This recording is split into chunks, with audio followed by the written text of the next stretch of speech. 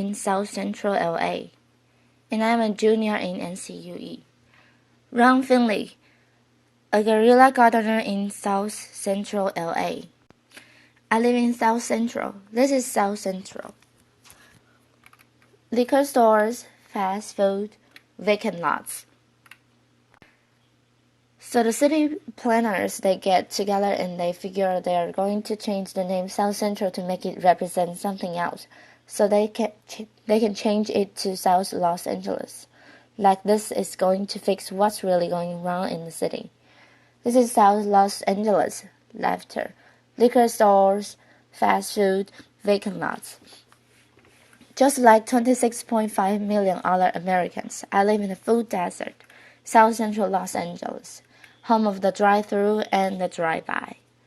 Funny thing is, the drive-thrus are killing more people than the drive-bys.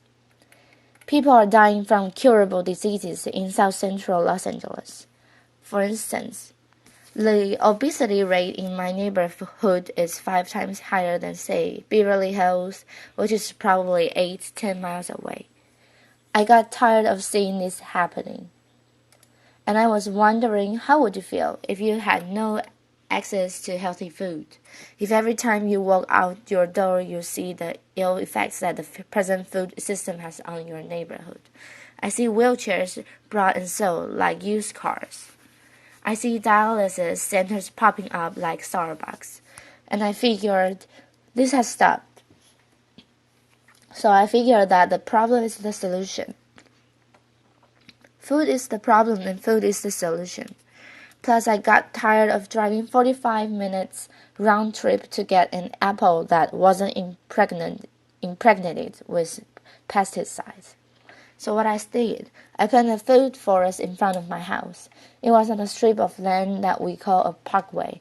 It's 150 feet by 10 feet. Thing is, it's owned by the city, but you have to maintain it. So I'm like, cool, I can do whatever the hell I want. Since it's my responsibility and I gotta maintain it, and this is how I decided to maintain it. So me and my group, LA Green Grounds, we got together and we started planting my food forest, fruit trees, the whole 9, vegetables. What we do, we're a paid-for kind of group, where it's composed of gardeners from all walks of life, from all over the city, and it's completely volunteer. And everything we do is free. And the garden it was beautiful. And then somebody complained. The city came down on me and basically gave me a citation saying that I had to remove my garden, which this citation was turning into a warrant. And I'm like, come on, really? A warrant for planting food on a piece of land that you could care less about? Laughter. And I was like, cool, bring it.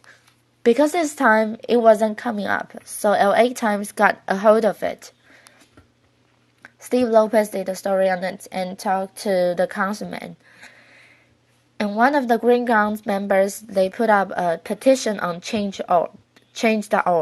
And with 900 signatures, we were a success. We had a victory on our hands. My councilman even called in and said how they endorse and love what we're doing.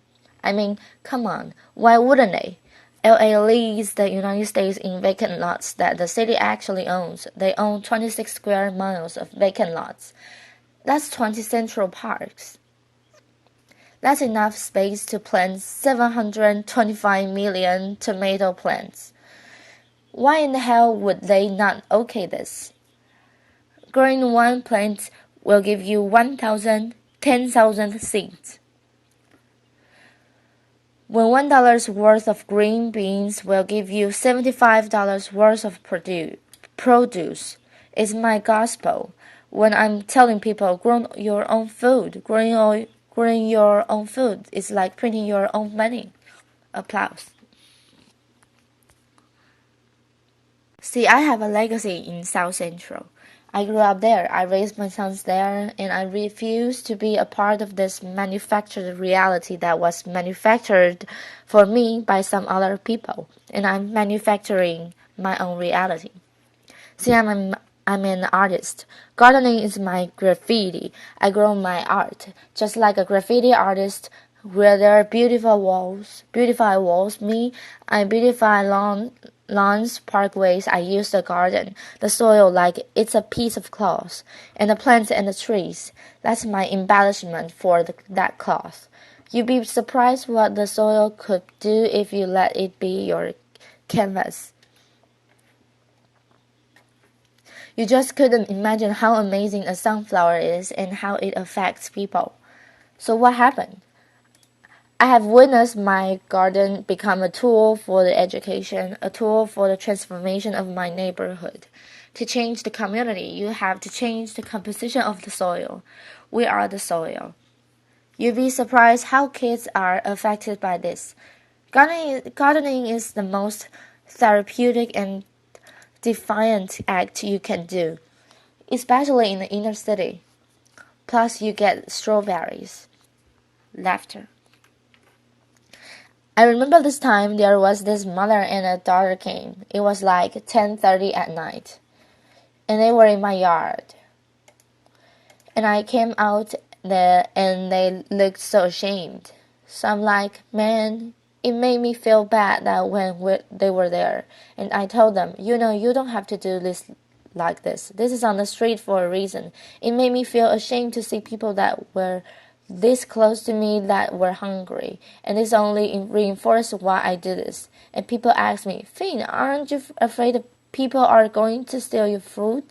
And I'm like, hell no, I ain't afraid they're gonna steal it. That's why it's on the street. That's the whole idea. I want them to take it, but at the same time, I want them to take back their house. There's another time when I put a garden in this homeless shelter in downtown Los Angeles. These are the guys, they helped me unload the truck. It was cool, and they just shared the stories about how this affected them and how they used to plant with their mother and their grandmother, and it was just cool to see how this changed them, if it was only for that one moment.